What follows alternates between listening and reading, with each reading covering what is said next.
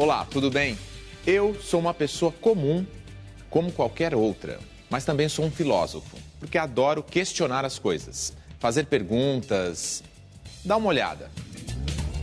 Qual a diferença entre público e privado? Público é do Estado, privado é particular. Dá um exemplo assim de um lugar público. Shopping. Na verdade é privado, mas é de uso público. E você está onde aqui? Num lugar público ou privado? Privado. Não, público. Público é aquilo que pertence a todos, à coletividade.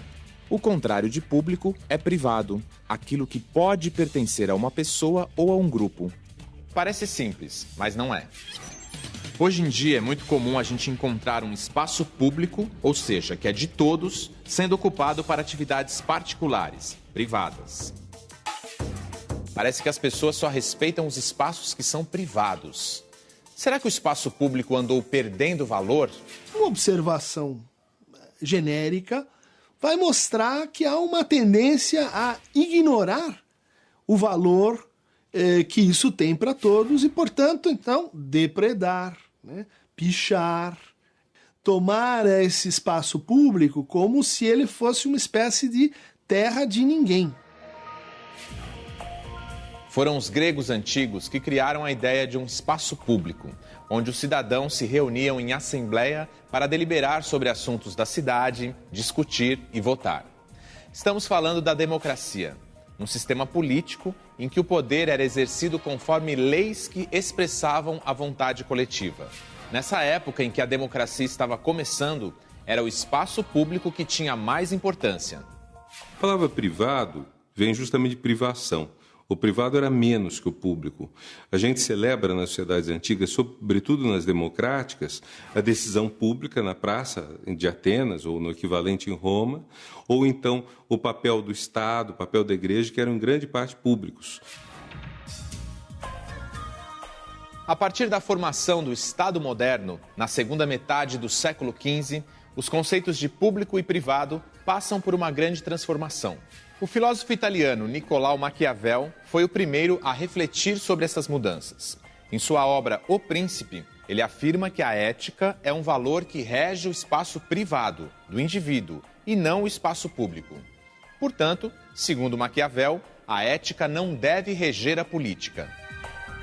Há duas maneiras da gente relacionar ética e política.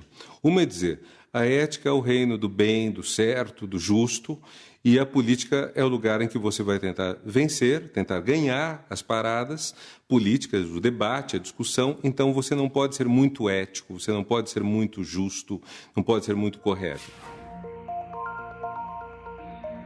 Com essa separação entre ética e política, a partir da Idade Moderna, o espaço privado mudou de status. Antes relegado a não-cidadãos, agora ele é visto como um espaço privilegiado onde podemos desfrutar de nossa liberdade individual.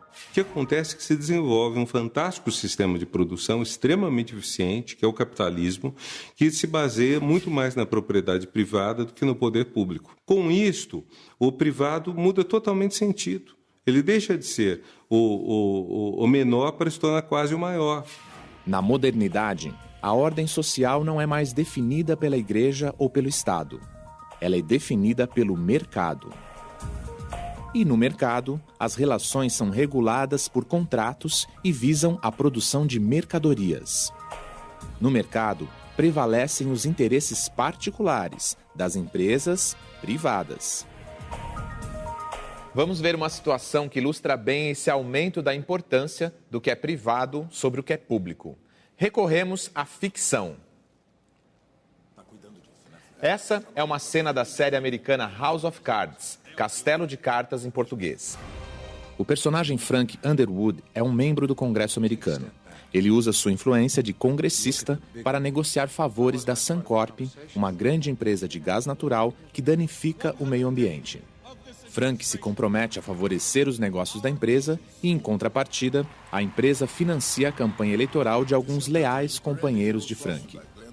Preste atenção como o personagem trabalha o conceito de público e privado. Gás natural. Eu não dou a mínima para gás natural, mas eu tenho 67 deputados e eles só querem saber de vencer as corridas. A Semcorp me ajuda a comprar lealdade. Em troca, eles esperam. É degradante, eu sei, mas quando as tetas são grandes, todo mundo quer. Reforçando.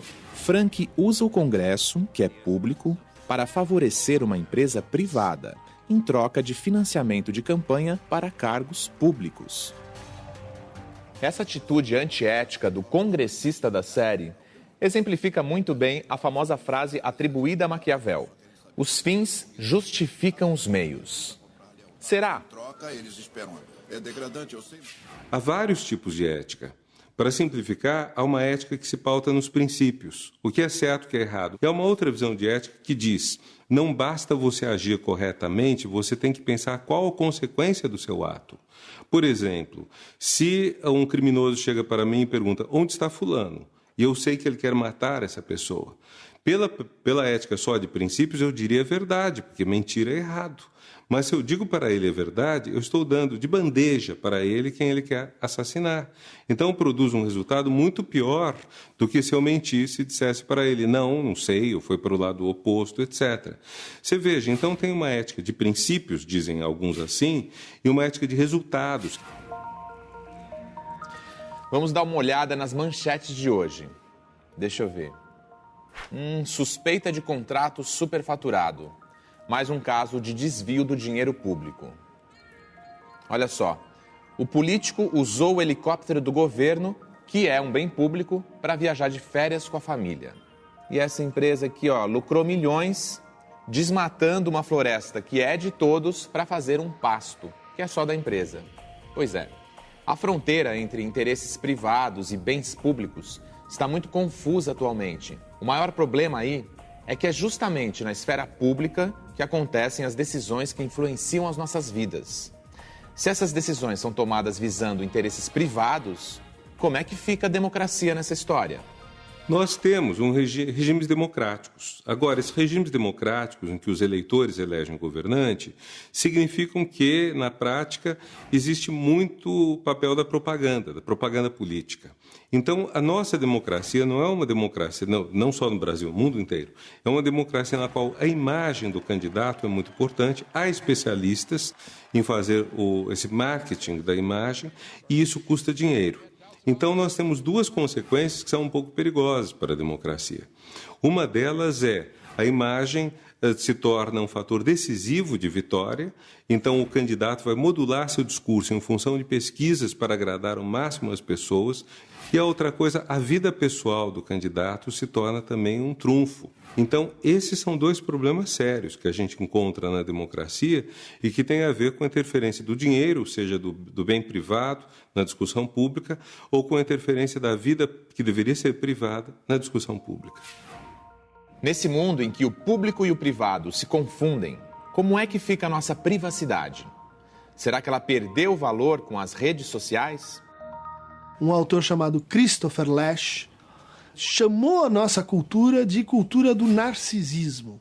Ou seja, a gente vive numa permanente autorrepresentação, numa espécie de espelhamento contínuo em que a nossa vida pública e a nossa vida privada vão sendo embaralhadas. Eu interajo com o outro como se eu estivesse com uma câmera, ou com um público, ou com uma plateia, o tempo todo.